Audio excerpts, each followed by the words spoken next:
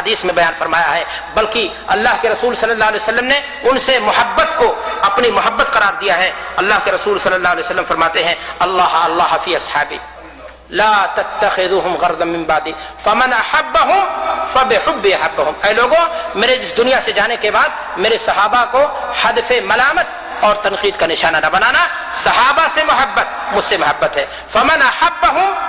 فبحبی احبهم ومن ابغضهم فببغضی ابغضهم۔ اگر ان سے کوئی شخص نفرت کرتا ہے، ان کے خلاف، چاہے وہ تدبر کے نام پر، تدبر قرآن کے نام پر، چاہے وہ تفہیم حدیث کے نام پر، چاہے وہ تاریخ دانی کے نام پر، چاہے وہ سیرت بیانی کے نام پر، چاہے جس نام پر، صحابہ کے خلاف اگر کسی نے قلم اٹھایا تو جان لے کہ اس کے محبت رسول میں کہیں نہ کہیں سید لگا ہوا ہے۔ یاد رکھیے، محبت صحابہ بھی محبت رسول کی علامات میں سے ہیں، اور یہ بات واضح ہے اللہ کے رسول جناب محمد رسول اللہ صلی اللہ علیہ وسلم کی حدیث میں۔ میرے بھائیو اور دوستو، جیسا کہ میں نے آپ سے پہلے ہی کہا کہ محبت رسول کی علامات اور نشانی میں سے اللہ کے رسول صلی اللہ علیہ وسلم کی سنتوں سے محبت ہے۔ ایک انسان کو اگر اللہ کے رسول صلی اللہ علیہ وسلم کی سنتوں سے محبت ہے تو پھر ایسی صورت میں اس کو اللہ کے رسول صلی اللہ علیہ وسلم سے بھی کیا ہے؟ محبت ہے۔ اور اگر ایک انسان محبت رسول کا دعویٰ کرتا ہے لیکن سنتوں کی خلاف ورزی کرتا ہے تو کہیں نہ کہیں اس کے ہاں میرے بھائیو اور دوستو محبت رسول میں کیا لگا ہوا ہے؟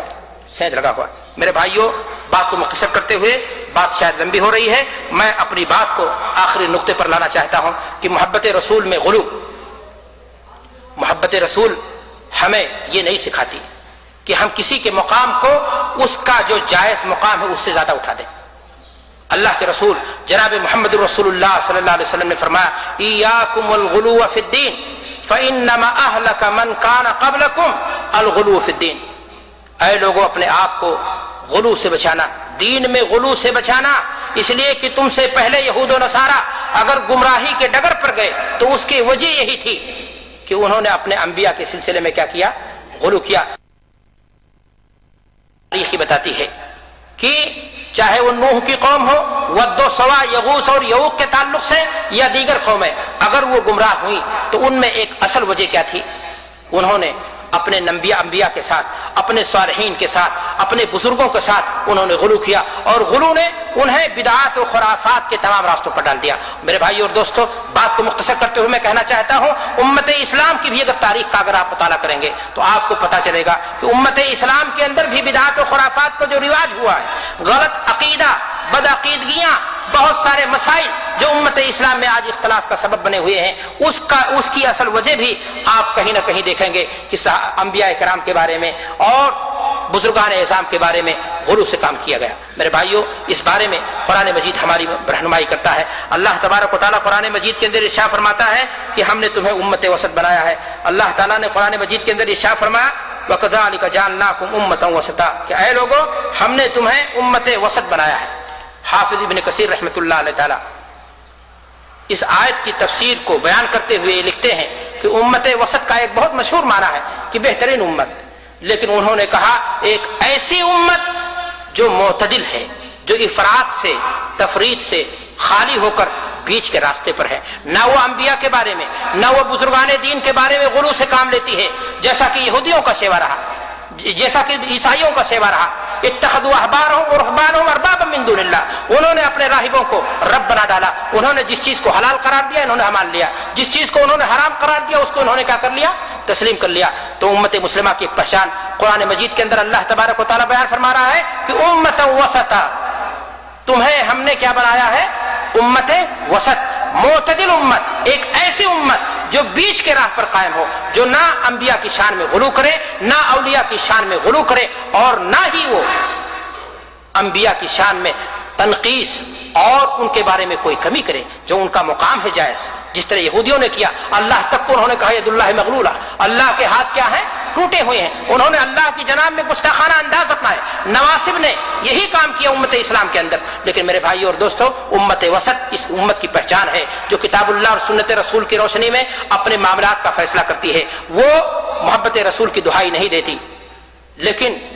محبت رسول اس کے سینے میں اس قدر ہوتا ہے کہ اگر اللہ کے رسول صلی اللہ علیہ وسلم کی ایک حدیث اس کے سامنے آ جائے تو اس کو اپنی زندگی کا معیار بنا لیتا ہے۔ وہ محبت رسول کے نام پر بدعات و خرافات کی فیکٹری نہیں چلاتا، وہ محبت رسول کے جھوٹے دعوے نہیں کرتا، لیکن میرے بھائی اور دوستو اس کی زندگی کے اندر آپ دیکھیں گے کہ سب کچھ اس نے اللہ کے رسول صلی اللہ علیہ وسلم کی غلامی کو تسلیم کر رکھا ہے۔ میرے بھائیو، یہ کہاں کا انصاف ہے کہ ایک انسان کہے کہ میرے دل میں بہت ہی زیادہ اللہ کے رسول صلی اللہ علیہ وسلم سے محبت ہے، لیکن 5 وقتہ نماز جماعت سے میں اس کی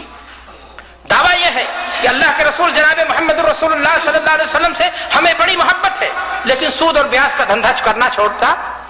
دعویٰ یہ ہے کہ اللہ کے رسول جناب محمد رسول اللہ صلی اللہ علیہ وسلم سے ہمیں بڑی محبت ہے، لیکن موسیقی کے دھن پر وہ نعت اور قوالیاں بھی سنتا اور گاتا ہے۔ دعویٰ یہ ہے کہ ہمیں اللہ کے رسول صلی اللہ علیہ وسلم سے بڑی محبت ہے، لیکن قرآن مجید کی تلاوت نہیں، ٹیلی ویژن پر بیٹھ کر کے ٹی وی کے ذریعہ خبروں کے بہانے نامعلوم گناہ کی کن کن وادیوں میں بھٹکتا ہے۔ دعویٰ یہ ہے کہ ہمیں اللہ کے رسول صلی اللہ علیہ وسلم سے محبت ہے، لیکن وہ دین پر چلنا نہیں جانتا۔ میرے بھائی اور دوستو، جھوٹ بولنا نہیں جانتا، جھوٹ کو نہیں چھوڑتا، وہ کہتا ہے یہ بزنس اور تجارت کی کیا ہے ضرورت ہے۔ اگر ایک انسان کو اللہ کے رسول جناب محمد رسول اللہ صلی اللہ علیہ وسلم سے محبت ہوگی تو یقین مانیں کہ اس کے تقاضے اس کی زندگی میں ظاہر ہوں گے۔ اور یاد رکھو میرے بھائیوں، میں آپ کے سامنے ایک بات کہنا چاہتا ہوں،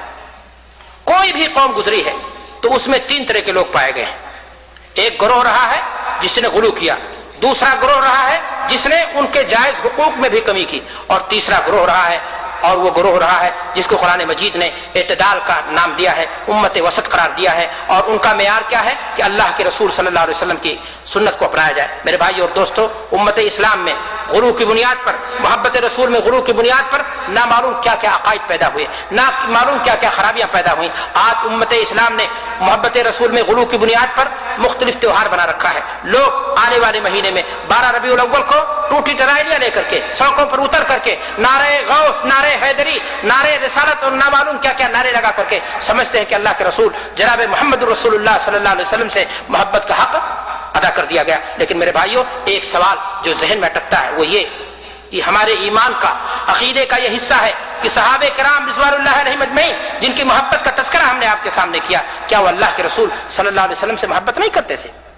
اللہ کے رسول صلی اللہ علیہ وسلم سے ان صحابہ کو تو اتنی محبت تھی کہ محبت رسول کے لیے، محبت الہی کے لیے انہوں نے سب کچھ قربان کر دیا۔ انہوں نے اپنا گھر چھوڑ دیا، انہوں نے اپنے بیوی بچوں کو چھوڑ دیا، اپنی زمین و جائیداد کو چھوڑ دیا، اپنے وطن کو چھوڑ دیا، سب کچھ انہوں نے چھوڑا۔ اگر نہیں چھوڑا تو اللہ اور اس کے رسول کی محبت کو، اور اگر اللہ کے رسول صلی اللہ علیہ وسلم سے محبت کی یہ علامت ہوتی کہ اللہ کے رسول صلی اللہ علیہ وسلم کے ولادت کے دن کوئی برسی منائی جائے، کوئی جشن نکالا جائے اور کوئی مظاہرہ کیا جائے تو وہ صحابہ کرام رضوان اللہ علیہم اجمعین ضرور کرتے۔ میرے بھائی اور دوستو، ان کے پاس نہ تو پیسے کی کمی تھی، نہ ان کے پاس حکومتوں کی کمی تھی، نہ ان کے پاس افراد کی کمی تھی، نہ ان کے پاس اوقات کی کمی تھی۔ خلفائے راشدین کا پورا دور، صحابہ کرام کی پوری زندگی، کہیں ایک مثال بھی نہیں ملتی کہ انہوں نے محبت رسول کے نام پر یہ کام کیا ہو۔ اس لیے جو یہ کام کرتا ہے وہ یہ جان لے کہ یہ محبت رسول کی علامت اور پہچان نہیں ہے، بلکہ محبت رسول میں غلو ہے۔ میرے بھائی اور دوستو، محبت رسول میں غلو نے آج امت اسلام کے اندر بہت ساری بدعقیدگی بھی پیدا کی ہے۔ مثال کے طور پر